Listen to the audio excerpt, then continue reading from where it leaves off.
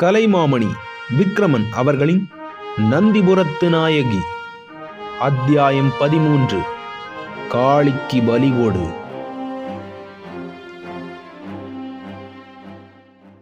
கூடாரத்தின் நடுவே இருந்து கயிற்றுக்கட்டலில் களபதி படுத்திருந்தார். அவர் முகம் வெளுத்திருந்தது. அவர் கண்கள் அடிக்கடி சொருகின. மயக்க உணர்ச்சி அவரை விட்டு அகலவில்லை. மயக்கம் தெளியும் போது அவர் தலையின் பின்புறம் ஏற்பட்டிருந்த பெரும் அடியினால் முனங்கினார். ரவிதாசன் சில வீரர்களுடன் களபதியை கண்டுவிட்டு அவர்களுடன் கூடாரத்தின் வெளியே வந்தான். பிறகு அவர்கள் ஒருவருக்கொருவர் வியப்புடனும் திகைப்புடனும் பேசிக்கொண்டனர். ரவிதாசன் சற்று கோபமாகவே அவர்களுடன் பேசினான். கலிங்கத்து களத்தில் ரவிதாசன் ஏறியவுடனேயே முன்பே அந்த களத்தில் பயணம் செய்து வந்த வீரர்களுள் 5 அவனுக்கு பழக்கமாயினர். ரவிதாசனின் சாதுரியமான பேச்சு அவர்களை கவர்ந்தது. முத்து ரத்தின வியாபாரி சித்திரசேனரின் அந்தரங்க பணியாளன் என்று அவன் தன்னை கூறிக்கொண்டதும் அவர்கள் ரவிதாசனுடன் இன்னமும் நெருக்கமாக பழகினர். கலிங்கத்து கப்பலில் பெருமளவிற்கு பண்டங்கள் நிறைந்திருந்தன. நவரத்தினம் விற்போர், தந்தங்கள் விற்போர் என்று பெரும் நிதியம் கொண்டு செல்வோர் நிறைந்திருந்தனர். அவர்களைத் தவிர சீனத்து வணிகர்கள் பலர் வங்கத்திலும் சாளுக்கிய நாட்டிலும் சோழ நாட்டிலும் பெருமளவிற்கு வாணிபம் செய்து பொருளீட்டி அவற்றை எடுத்துக்கொண்டு தங்கள் தாயகங்களுக்கு திரும்பிக் கொண்டிருந்தனர். பாதுகாப்பு மிகுந்த கலிங்கத்து களம் என்பதால் அவர்கள் அந்த களத்தில் ஏறி கவலையின்றி இருந்தனர். கடற்கொள்ளையருக்கோ கலிங்கத்து களத்தின் மீது பல நாட்களாக ஒரு கண். அதை இம்முறை சமயம் பார்த்து தாக்க வேண்டி களம் புறப்பட்ட இடத்திலேயே படை வீரர்கள் குழுவில் தங்கள் ஆட்களை சேர்த்து விட்டனர். வாய்ப்பு ஏற்பட்டு அந்த களம் கொள்ளைக்காரர்களால் தாக்கப்படும் போது அந்த 5 பேரும் களத்தில் இருந்த கொள்ளையர்களுக்கு தக்கபடி உதவ வேண்டும் என்பது அவர்கள் திட்டம். ரவிதாசன் நவரத்தின வணிகரின் ஆள் என அவர்கள் அறிந்தவுடன் மெல்ல அவனுடன் பேச்சு கொடுத்தனர். கூர்மையான அறிவு படைத்த ரவிதாசன் அந்த 5 உள்ளங்களையும் அறிந்து கொண்டான். அவர்கள் உண்மையான போர் வீரர்கள் அல்லர் என்பதையும் புரிந்து கொண்டான். அவர்களை கொண்டு தன் லட்சியத்தை நிறைவேற்ற முடிவு செய்தான். அவர்களுடைய எண்ணம் நிறைவேற தன்னால் வழி செய்ய முடியும் என்றும் தன்னிடம் மந்திர சக்தி இருப்பதால் தன்னால் நினைத்தபோது எந்த காரியத்தையும் முடிக்க முடியும் என்றும் ரவிதாசன் சாமர்த்தியமாக சொற்களை கூறி அவர்கள் பெரிதும் நம்பும்படி செய்தான். அருண்மொழியை தன் கையால் கொல்வதை அவன் விரும்பவில்லை. இதுவரை அவன் வாளெடுத்து போரிட்டதே இல்லை. ஆனால் அவனுடைய அறிவு வாளைவிட கூறியது. அழிவு சக்தியால் அறிவை இயக்க இயக்க அவன் இதயம் கடுமையாகிக் கொண்டு வந்தது. முல்லைத்தீவில் களம் நின்றதும் அந்த போர் வீரர்களும் ரவிதாசனும் பலமுறை சந்தித்து பேசினர். பௌர்ணமி கழித்த 10 நாட்களுக்கு பின் கலிங்கத்து களத்தை கொள்ளையரின் கப்பல் தாக்குவதாக திட்டம் இருந்தது. ஆனால் எதிர்பாராத விதமாக முல்லைத்தீவில் களத்தை நிறுத்தியதால் தங்கள் திட்டம் பாழாகிவிடுமே என்று அந்த 5 சதிகாரர்களும் கவலைப்பட்டனர். தன்னை அவர்கள் யோசனை கேட்டபோது ரவிதாசன் கூறினான், உங்கள் எண்ணம் ஈடேறாது என்று எனக்கு தோன்றுகிறது. ஐயோ, அப்படிப்பட்ட வார்த்தை கூறாதீர்கள். குறிப்பிட்ட நாளில் கலிங்கத்து களம் வராவிடில் எங்களை வெட்டி போட்டு விடுவார் எங்கள் தலைவர் என்று பதறினான் ஒருவன். நான் என்ன செய்ய? ரணபத்ரகாளியின் கண்ணெதிரே வந்து கூறுகிறாள், உங்கள் எண்ணம் ஈடேறாது, கலிங்கத்து களம் பத்திரமாய் போச்சேரும் என்று. காளி கூறுகிறாளா? ஐயா ஐயா, காளியின் கட்டளையை மாற்றிக்கொள்ளுமாறு நீங்கள் கேட்டுக்கொள்ள முடியாதா என்று ரவிதாசன் சிரித்தான். இத்தகைய சிரிப்பு சிரித்து எத்தனையோ நாளாகிவிட்டன. மீசையை முறுக்கிக் கொண்டு தணல் விழியை குத்திட்டு வைத்து, ஏன் முடியாது? என் அம்மை ரணபத்ரகாளியின் தேவையை பூர்த்தி செய்தால், அவள் பசிக்கு ஏற்றதை கொடுத்தால் எல்லாம் நடக்கும்.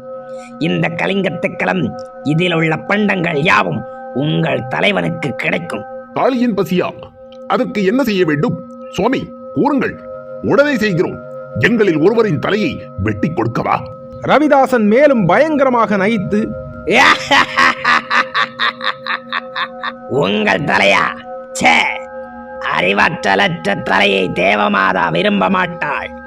இளம் ரத்தம் கேட்கிறாள், முடியுமா என்றான்.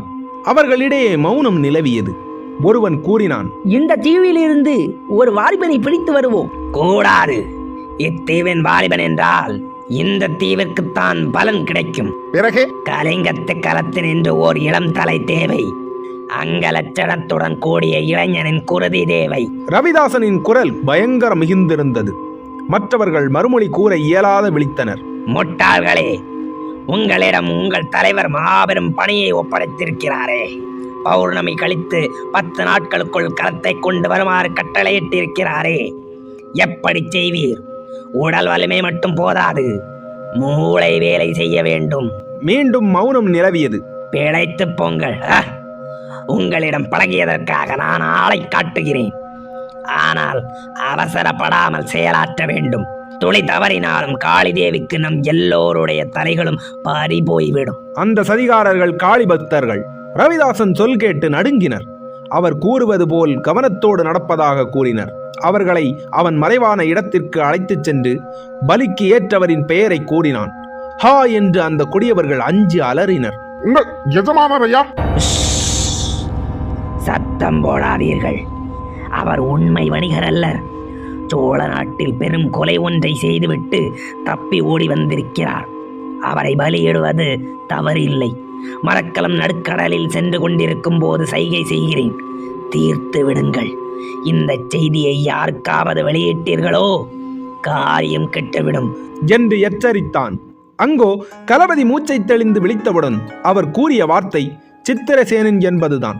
அவரை அழைத்து வருமாறு சைகை காட்டினார் அவர். அருண்மொழி வந்தவுடன் மற்றவர்களை அவ்விடம் விட்டு விலகுமாறு சைகை காட்டினார் களபதி. பிறகு மெல்லிய குரலில், ஐயா சித்திரசேனரே, எனக்கு ஏற்பட்ட இவ்விபத்துக்காக களம் புறப்படுவதை தடை செய்யக்கூடாது. நாளைய தினம் களம் புறப்படட்டும் என்று உங்களை கேட்டுக்கொள்ளவே உம்மை அழைத்து வந்தேன்.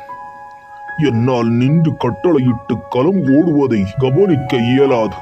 தாங்கள் எனக்கு உதவியாக களத்தின் தலைவர் பொறுப்பை ஏற்க வேண்டும். உங்களுக்கும் களத்தை பற்றிய அறிவு ஓரளவு இருக்கிறது. நேர்மை நிறைந்தவராகியும் இருக்கிறீர்கள். தடை கூறாதீர்கள். என் உடல்நிலை சரியாகும் வரை உதவி புரியுங்கள் என்று வேண்டினார். அருண்மொழி தடை கூறவில்லை. இன்பவல்லியிடம் விடைபெற அருண்மொழி அவள் குடிலுக்குச் சென்றான். கார்மேகன் அங்கே இல்லை. இன்பவல்லி அவனை இன்முகத்துடன் வரவேற்றாள். அருண்மொழி தன்னிடம் விடைபெற வந்திருப்பதை அவள் அறிவாள். பரபரப்பு மிகுந்த குரலில் அருண்மொழி ஏதும் பேசுவதற்கு முன்னமே, நாளைய தினம் களம் புறப்பட ஆயத்தமாகிவிடும். நீங்கள் இந்த களத்திலேயே போக வேண்டுமா? நானும் உடன் வருகிறேன் அல்லவா என ஆர்வத்துடன் கேட்டாள் இன்பவல்லி. அருண்மொழி சட்டென அதற்கு மறுமொழி கூறவில்லை. அவன் மனதில் இப்போது பெரும் குழப்பம். அவன் கண்ணெதிரே கடற்கொள்ளையரின் தோற்றம் தெரிந்தது. அவர்களது இருப்பிடம் அறிந்து, அவர்கள் போக்கு அறிந்து, அவர்களை பூண்டோடு அழிக்க வழிவகுக்க வேண்டுமே என்ற கவலை தோன்றியது. அதனால் அவன் உடனே ஏதும் பேசவில்லை.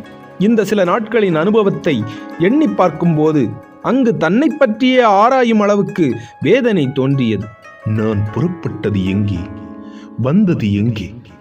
தீவிலே கலையின் எழிலில் மனத்தை பறிகொடுத்தது எப்படி என்று அவனையும் மீறி அவனை ஆட்டுவித்த அந்த செயலை ஒரு கணம் எண்ணி பெருமூச்சு விட்டான். இன்பவல்லி அவனையே நோக்கிக் கொண்டிருந்தாள். அவள் சூடியிருந்த மலரின் மனமும் அவளது கண்களிலே தெரிந்த குழந்தை குணமும் அவனை ஒரு நிலை கொள்ளாமல் செய்தன.